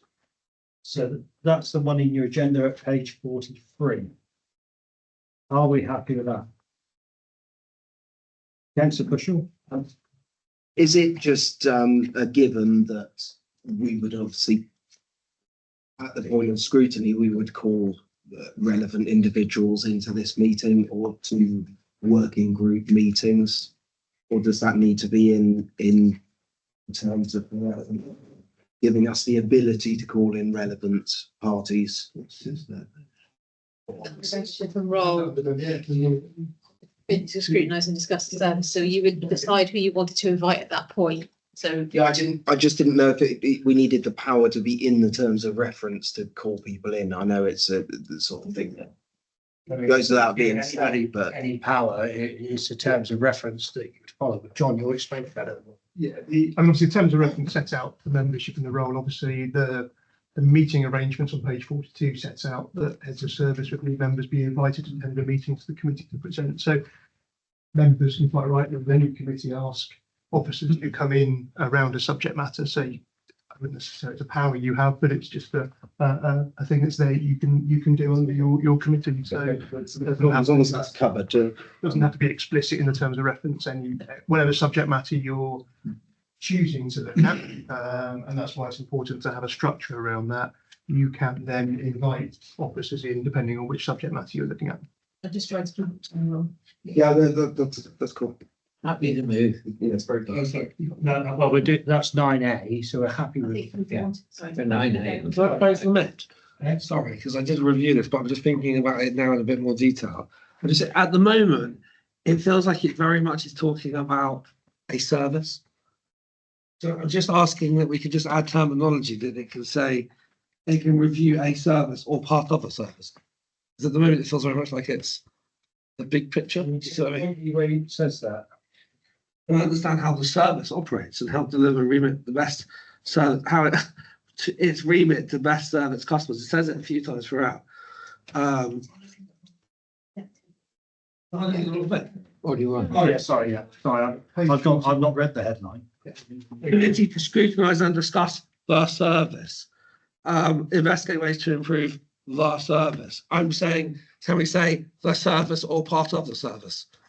Because I think some of the things, what was apparent last time is it suddenly came up a conversation that from feedback from our meeting afterwards that we were looking at the entirety of planning when we were having a discussion.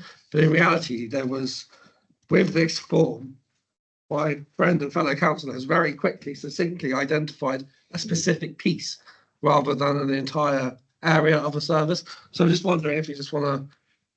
I think, or part of a service, is what I'm proposing. I think in reality it's our work programme, and I think what we're trying to get to, Lou, is evidence-based. So we're not, just fly at the moment, just, got an issue. We need to be evidence-based, and then that's where this comes in, isn't it?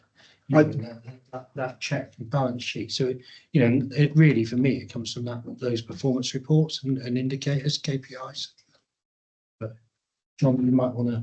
Yeah, I mean, obviously the overarching objective obviously is to understand, like say, how that service operates, but that could be, like say, it doesn't have to be the whole service. It can be elements within a service. So it's just off the pattern. If you want that clarified, that could be in that. I said or element. I've just written it down. Or element of a service. I mean the key functions. The key functions bullet point talk about identify areas where improvement could be made, and key tasks to investigate the way to improve the service or identify any area of concern. So it does go into not just the whole service, it will delve into whichever areas you want to look at. But if you want the clarity to change that top part to understand how the service operates or elements of a service, then change that. And the membership and role, the service and part of the service. Well, you happy with that, David? Okay. Yeah, I think it's already covered, but if it makes sense. Okay. Thank you, Councillor Dawson. Very quickly. I was after reading this, I think Councillor Jones had a really good point. It's about humanising this, and what he's saying is we're not going to use a blunderbuss. We're going to use a pair of tweezers just to tweak things, perhaps. And we don't want officers to think, oh, they've got a new power now. Now they're going to, just destroy everything and throw it out the door and then put new stuff in. Because I think as a general rule, I think the council works pretty well, but there are snagging points, and that's all we want to do is get the tweezers in and go, this bit's not working. Let's scrutiny function is to add value. So I was only going to second the amendment because I think it probably highlights we're not trying to destroy. Councillor Warden's accept. Councillor Dawson. Mine was just a quick, I don't know if it's a typo or not, but under key tasks, second point, we've got scrutinise leads. So I wasn't too sure if we just needed to add a little something in there. Thanks go to you. Pure proper scripture. To make sure you read. Well, so I've got to go back to look at it, don't we? Apologise. So that was A, wasn't it? Happy. B is developing scrutiny processes and functions to consider the draft flow chart. It's not flow chart really, it's a form, but I think much better probably than the flow chart because it's there in black and white. and very helpful, I think, when we're looking at, is this a worthwhile line of investigation or not? So, John, what do you want to say? Only just to say, to you, I think the idea behind it was just to make sure there's some structure so that when you are looking at or wanting to look at something, it's coming from an area that, like I say, you may have picked up through the performance reports. You might have a look at key performance indicators that might be indicating that somewhere within a service there might be some areas of concern, or things out in your communities that you might have concern about that all of a sudden you might think that needs to be looked at. But the idea of the pro forma is to make sure there's some structure behind it, not just, oh, let's have a look at this because of, and then there may not be some substance behind it. So making sure there's some actual structure behind why you want to look at a specific area or a specific service. So that's the idea of it being done. So then there's some checklists to make sure you're asking yourselves those questions, the rationale and the added value as to why you want to have a look at a specific area. Thank you, John. I think when you think of the tradeways, which was the one that it was planned for, when you go down before, it's quite a few boxes of why we were right to be answering, Councillor James. It's really good, and it's just very, very clear. We've got all the points that you can take. My only recommendation, if we want to, is just under 5, because less difficult priorities, and maybe have a little line next to it where you can put the reason. Yeah, really good idea. Yep. I want to praise whoever came up with this.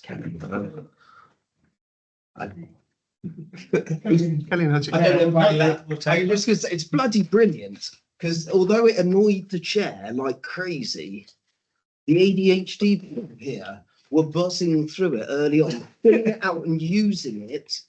And I was using it for the next agenda item. Annoyed about this? No, no, we were buzzing through this, giving it a stress test. Please don't do it. And I was using it to organise my thoughts for the next item. So Kelly, pat yourself on the back or whatever you like to do, because I think we've got that one moved by Councillor Bushell and seconded by Councillor Jones, I think. Can I just say one little thing? Yeah. Kelly?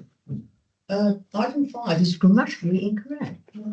It should be to which of the going back to my old school days, it should read to which of the council's priorities is this issue relevant?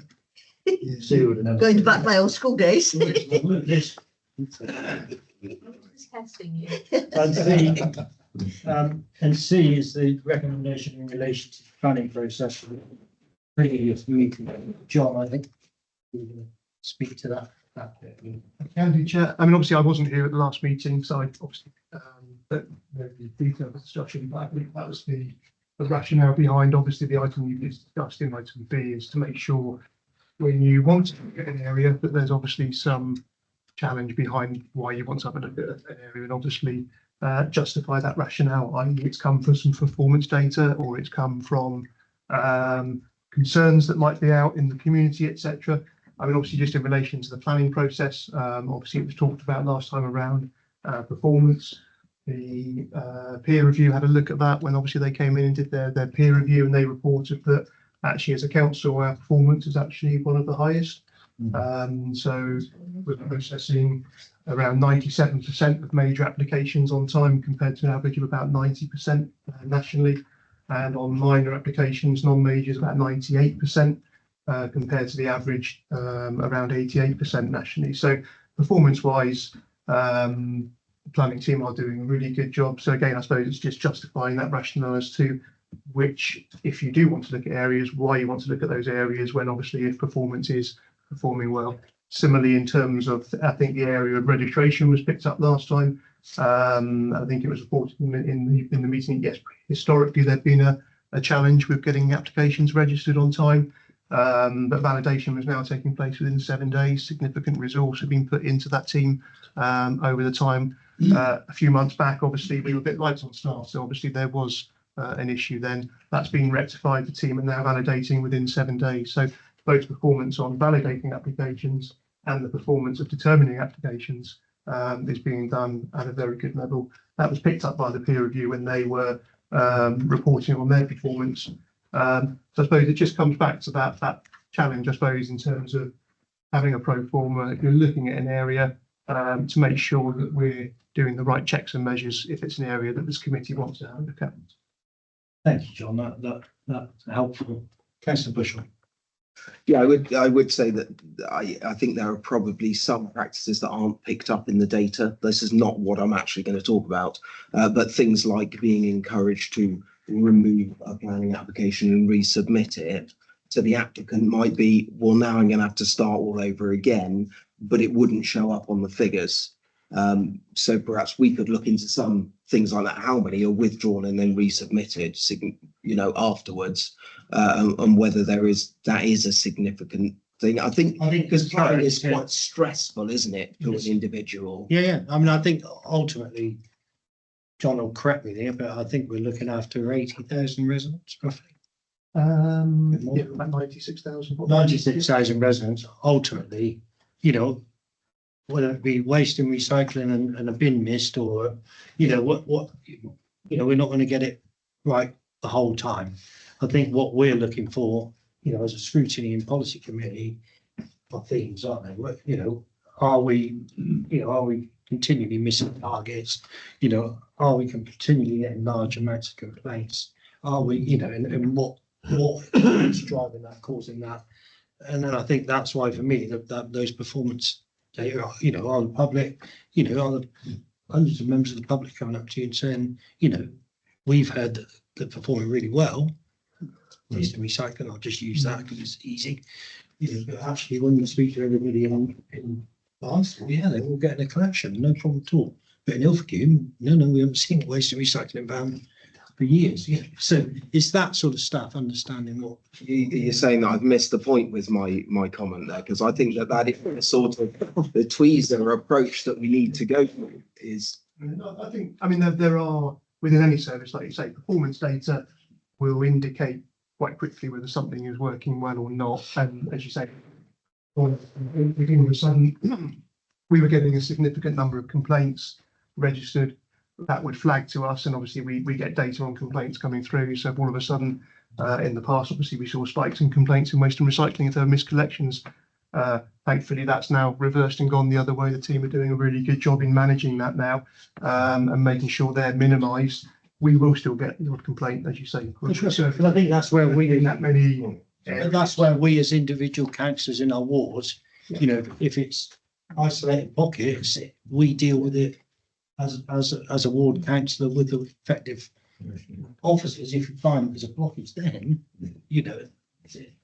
Sorry, Frank, this wasn't actually my point. I was going to be very succinct, which is unlike me. So for this item, proposed item for consideration, planning, 2 aims, cost and policy change to benefit ecological and renewable initiatives to streamline householders, eco-credentials and advances. I'm very specifically going into what in planning I would like us to look at using the form. Well, I think, to be fair, I would move that, actually, given the information that counts. I haven't even finished my thing yet. Trying to shut me down before it even started. Well, I think we're looking at, John, help me, but I think, Chair, obviously there's two things here. I suppose the previous meeting talked about a couple of specific issues, which I think we're now saying, and let's correct me if I'm wrong, members, the performance of the areas that were picked up in the last meeting, members, I would hope, are comfortable that those performance areas are addressed and actually performing very well in terms of planning. So I suppose that recommendation from the last meeting, obviously look at those specific areas, unless members want to continue with those based on the information I've given earlier. I think you need to deal with that item first. Say, well, actually, you do not necessarily want to take that one forwards. So I think that needs to be addressed first. However, then obviously, having developed your process and flow chart or pro forma in the last item, what's your process now for bringing items forwards? Now, I wouldn't suggest quickly writing one out in a committee meeting is probably the best way to do that. No disrespect. I've given it a lot of thought over several months. I think the key thing is to make sure it's done in a considered way as a committee, and talk about maybe the areas you want to have a look at, because obviously there might be some background to what Councillor Bushell wants to bring forwards that might be performance related, or process related. Because teams in the planning team are doing things like process where they're trying to look at how they do processes and improve them. So it might be in the future, you might want to understand a specific area first before you might want to actually scrutinise it. So obviously I know Councillor Bushells had a look at that item, but the other members probably haven't had time to consider whether the merits in looking at that item are measured in coming forward. So you probably need a process in how you're going to consider completing the pro forma before it then comes forwards for. I'm trying to save the planet right here, John, and kicking the can. Yeah, thank you. I don't want it to be kicked down the road. I think it's just making sure there's a process in place for you to consider those items. So just for my understanding, the first, just for clarity, before we start looking at new ideas, and I'm sure we can make time to discuss those in a minute, the first thing we want to decide is, and I discussed, building them 2 or 3 I discussed that I was happy to chair it, and the conversation took off because of mainly around validations. So we did have the proposal here somewhere, Kelly directly to it, that we were going to look at planning from the planning procedure, end-to-end process of validation of planning applications within development management, working group to scrutinise, date to be agreed. I'm reassured now, based on the information that was shared, that they're specifically, we were talking about validation. I think there might have been a misunderstanding that we want to look at end-to-end process.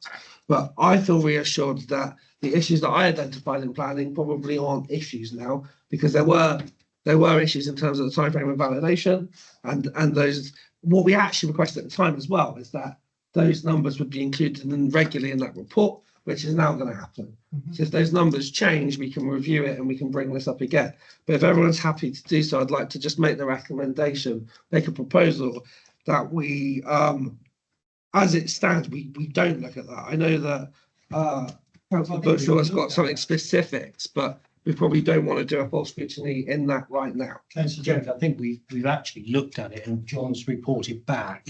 More detail. And actually, actually we're satisfied that the service areas that we recognise are actually performing really well. And we ought to thank them for that. And not all councillors would agree. Well, I know certain rural councillors. Sorry, Councillor Bushell, I'm making a proposal. Sorry, Councillor Jones has made a proposal. I'm happy to second it, and I think if you would take it on board that we thank the officers and the planning department for what we're doing, and we look forward to the performance indicators as you've identified. And as opposed to exactly, if you want to make an alternative proposal, Councillor Bushell. I would like to keep that working party going, and perhaps they could meet between now and the next meeting and have some discussions about areas that may need tweezers put in, or new areas that may not have been flagged in order to help our climate emergency.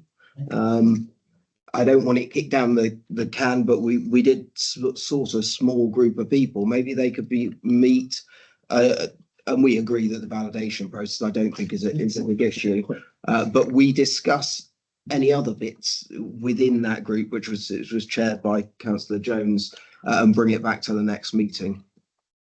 And that would then allow some level of discussion, and then members to discuss the findings of that at the next meeting. Just wanted to say, obviously, we've got a very tight window between now and the next meeting in terms of the Christmas holidays. So our meeting is on the, I think it's the. How many people? I'm not sure what we're looking at. So if we're going to do that, I want to know exactly what we're looking at, because we asked the questions at the last meeting. We've got the answers. What are we now looking at? I thought we would, as a group, we would talk about the things that we might want to look at and bring that back to the next committee. So bring it back to the committee, the areas that we might want to highlight, and then the committee decides as to whether. I'll come to you in a second, Councillor Jones. My problem is this is a committee, and we made a resolution last time. We've got the answer, good work by everybody that did get those answers. And now we're going somewhere else. I think it needs to be driven through the committee, like say, because it's a bit like we were talking about the health and equality thing. I'm sure that could take them all sorts of places, and but we need to stick to what we originally set out. If we want to bring another item, then I think we need to bring it again. Yes, that, exactly that. Beg to move. Beg to move.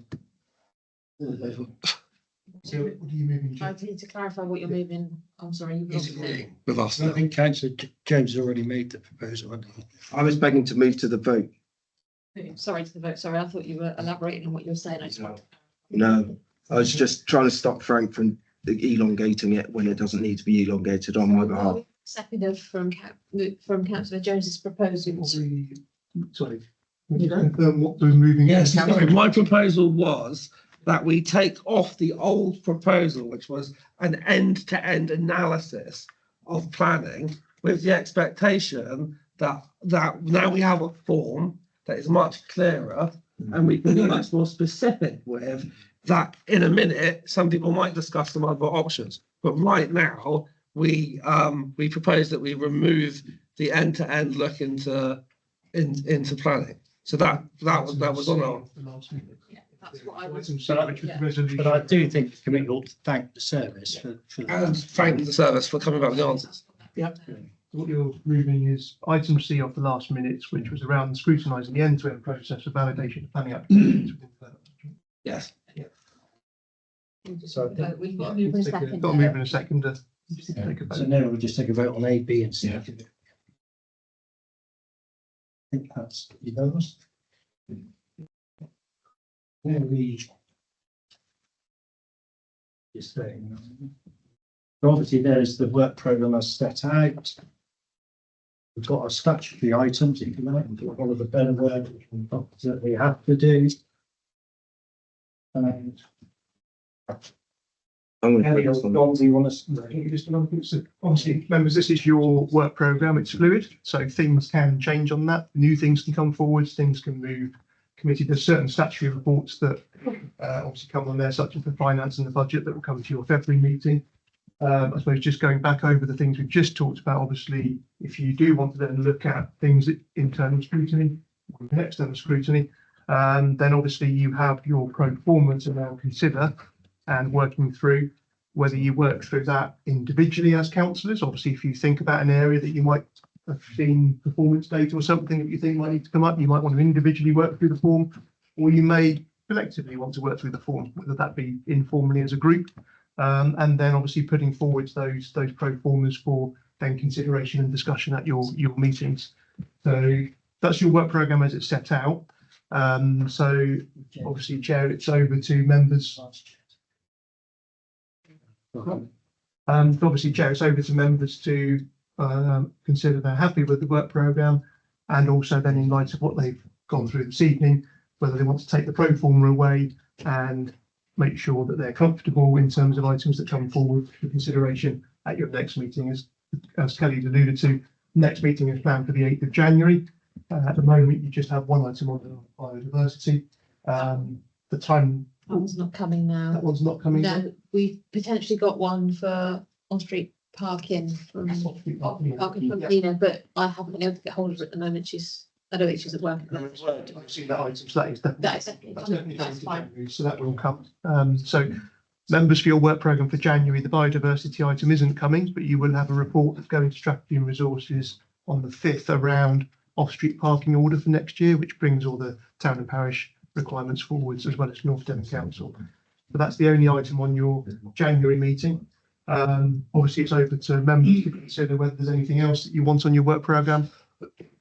Following this evening, take the pro forma away and then consider future items, which you can then add on at your January meeting. I'll come, yeah, Nick. I would suggest, members, that what we do, we have got a very light agenda in January, and I think it will give us an opportunity to digest this, give real thought, and then perhaps we can spend a bit more time on the work programme at the January meeting, because like I say, we've only got one item that, you know, which presumably that's going to be a fairly short item, and then we give it some thought about the work programme. But we've also Exactly what I wanted to move, Mr. Chairman. you move it, and I'll second it, but and I'll come back. But I think, you know, obviously what we've got conscious of, I suspect we've all got a burning thing inside us that we would like us to look at. But the reality is we've got to think of officer time, the value it's sold at as well. So we've already got the working group going on the pannier market. We've got the working group on the health equality. So, you know, the capacity is going to be, you know, another working group at the moment is probably, that's why Councillor Jones is right about an end date so that we can get in there and then you can potentially start something else. But so for that meeting, should we, you know, if we have stuff, we submit these forms to Kelly, and then we can discuss them and decide whether we're taking them forward. Yeah, I mean, we could submit them to me and we could attach them. Yeah, it could be added to the agenda. Bring them on the day. I'm just thinking. We've got two for you here. I don't know what you think, John. What I would like to say, the 8th of January item, you'll have the work programme as an item on there. I think if members have ideas, things they want to have a look at from the pro forma, send them through to Kelly. Obviously at the chairs meeting, then we can consider those as to whether they actually go on the agenda as documents, depending on what's written on them. We need to make sure what we're getting into. I think it could be a brainstorming meeting. That's what I was thinking. Is that we throw a load of things into the pot. I mean, obviously, I want to avoid. I think we don't want to be just throwing things in the pot. There's got to be some rationale behind, and that's the idea of having the structure. What I would suggest, Chair, is obviously the 8th of January. Build out every section apart from number 7. We can all make every subject work there, but I think ultimately reservoir value. Where's the value? Where does it fit to the corporate? Yeah, and that's for this committee to discuss, which is why I wanted a brainstorming. Tuesday the 16th in the morning. Oh, for the February meeting. Sorry, next Tuesday. Next Tuesday. Oh, next Tuesday. Because we're so much with the Christmas deadline. That was why I was concerned about trying to do that. What I would suggest, Chair, unless there's anything burning coming forwards, that there's a major issue somewhere that all of a sudden you want to fill out a pro forma, what I would suggest is the item on the 8th of January would be the work programme. If members have pro formas, then obviously they could be sent in to Kelly prior to the meeting. We can have a look at those and document those in advance of the meeting. We'll bring them to the meeting, and then as part of the work programme item, we can consider that in the whole of the group. Just I want to manage expectation. Just we can't deal with every single subject. I mean,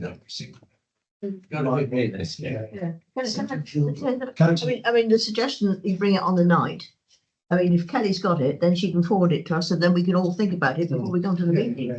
You know, if you say it on the night, we're cold and we've got no idea. I mean, I presume that the chair and the vice chair have some sort of say on what goes on the agenda. I think, as you say, Chair, there's got to be some control, because what we don't want is 50 forms coming in for the January meeting with lots of things in there. There's got to be some rationale behind, and that's why we put the structure in place with the pro forma. But I think if members either individually or collectively want to complete a form, send them in to Kelly.